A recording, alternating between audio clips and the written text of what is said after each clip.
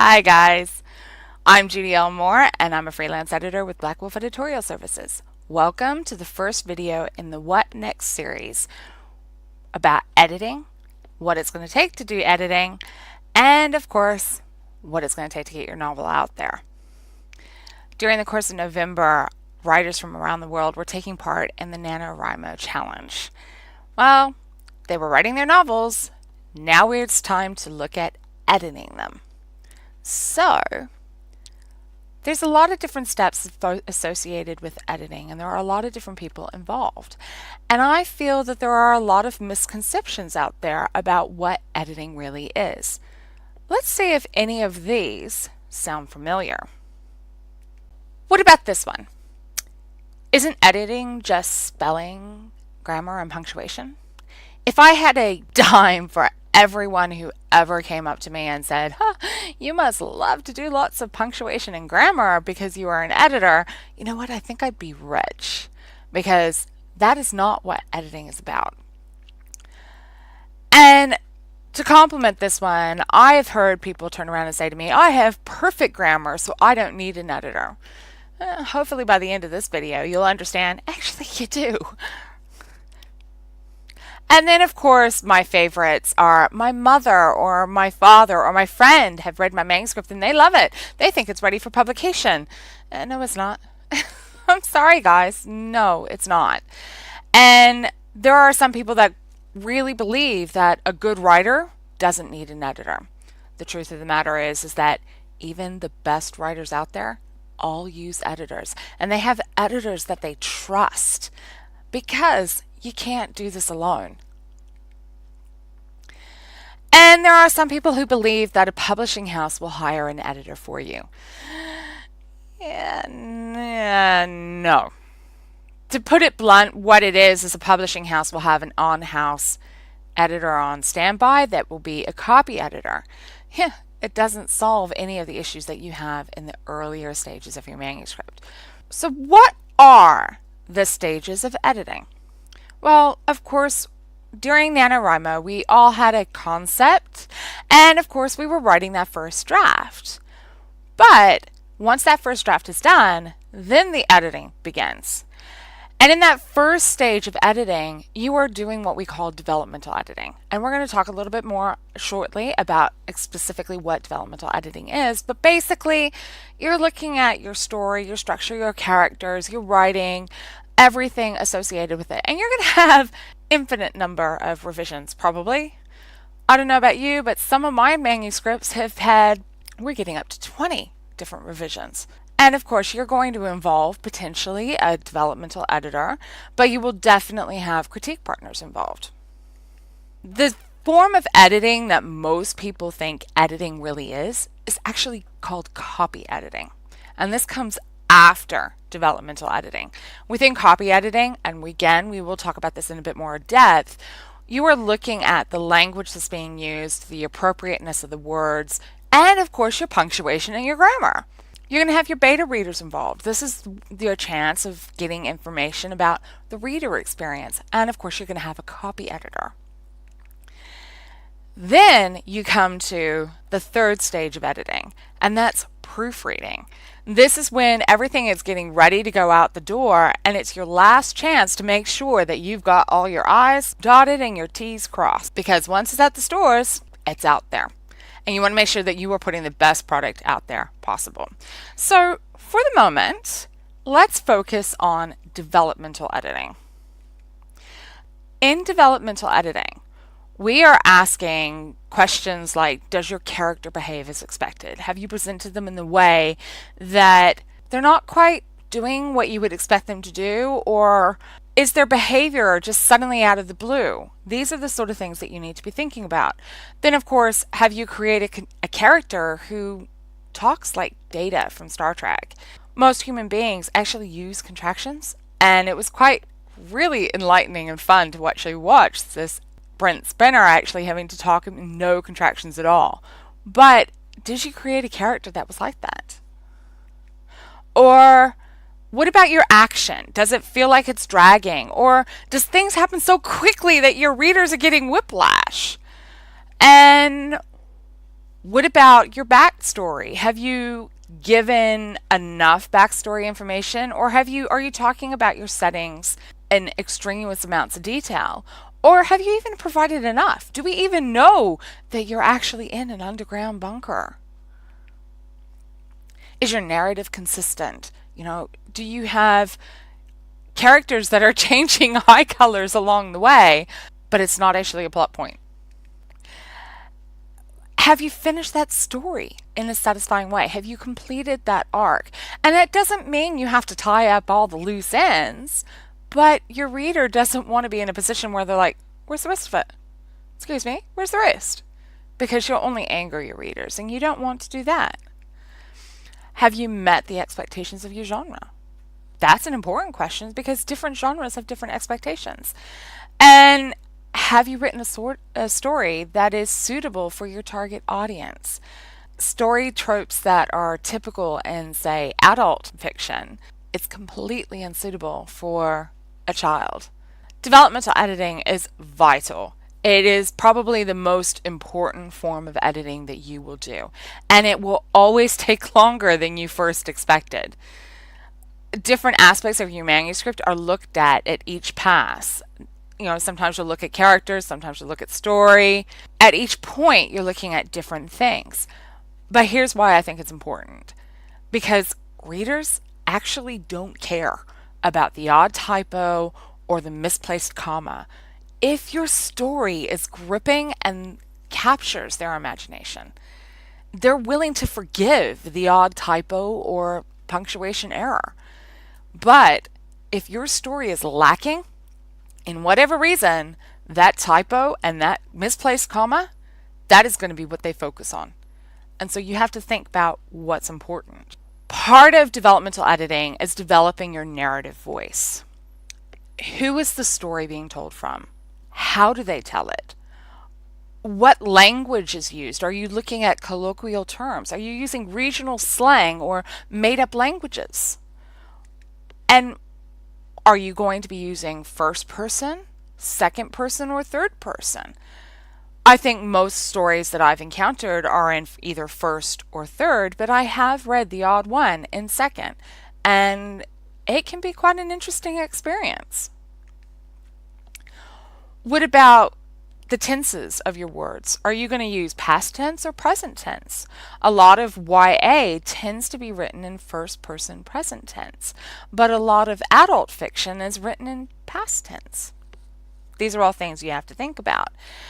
Are you going to be looking with an omnipotent view or a limited close? How deep is going to be your perspective? Now, we will come back and talk about deep perspectives in a future video. But for the moment, these are things that developmental editing actually covers. And of course, show versus tell.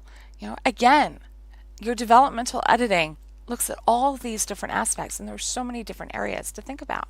Certain aspects of developmental editing are also known as book doctoring or manuscript assessments or substantive editing, line editing. Exactly what each of these are can be a little bit confusing, and I think even editors don't quite understand exactly what they are. But they are all aspects of developmental editing.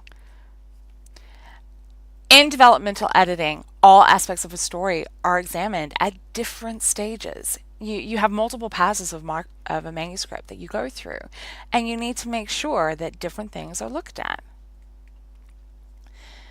When you're looking at things like critiques or assessments, generally it's your big picture feel. You're understanding what is the overall arc of your story or bits and pieces.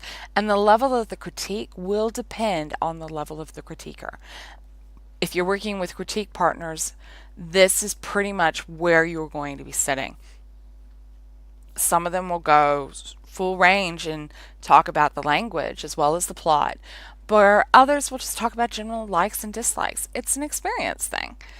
I am going to be talking a bit more about critique partners and critiques and dealing with feedback and bits and pieces in future videos.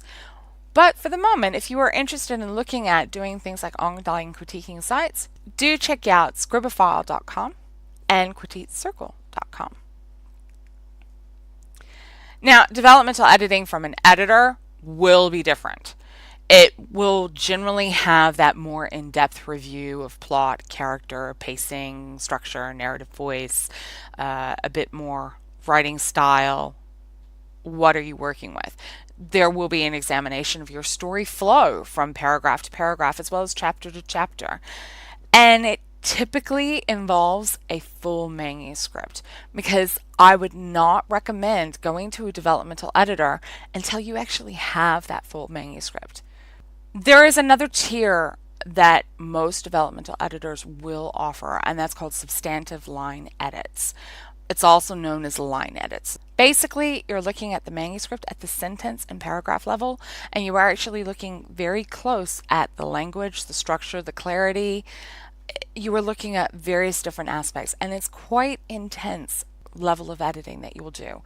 It has been my experience that comments that you get from the first few chapters on a manuscript can often be applied to subsequent chapters. It's not always cost effective to actually have a full substantive line edit on a manuscript when a general critique on the manuscript and then a substantive line edit on the first couple of chapters will do. So we were just talking about developmental editing. Why don't we, for the moment, move to copy editing? Some of the questions that a copy editor will ask will be things like, are any of the sentences confusing? Or are you using the right word for the given context? Or for that matter, can your narrative construction be tightened? And of course, are you consistent in your descriptions? And of course, how is that punctuation and grammar? Of course, a copy editor will ensure that the language is accurate, consistent, but will make sure that it's flowing and clear. In addition, they will help with consistencies within the description. They sometimes will do fact checking, make sure that you've got your facts correct. They will thoroughly look at your punctuation and your grammar, and of course your spelling.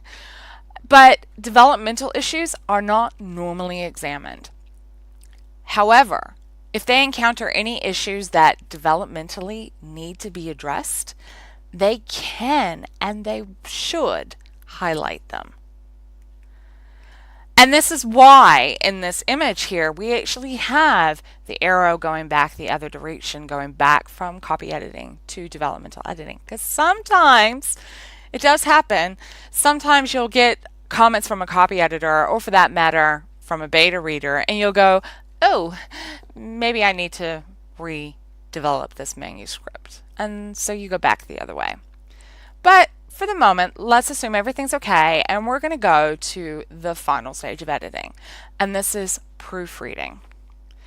Proofreading is done after, and I need to stress that word, after the manuscript has been typeset for publication. The job of a proofreader is to check for any missed punctuation and grammar. Their job is to identify any odd typesetting issues, weird gaps between words in the print copy, or odd hyphenations, or any odd behavior in an ebook. You may have put links in your ebook. Do those links actually work? This is the job of a proofreader.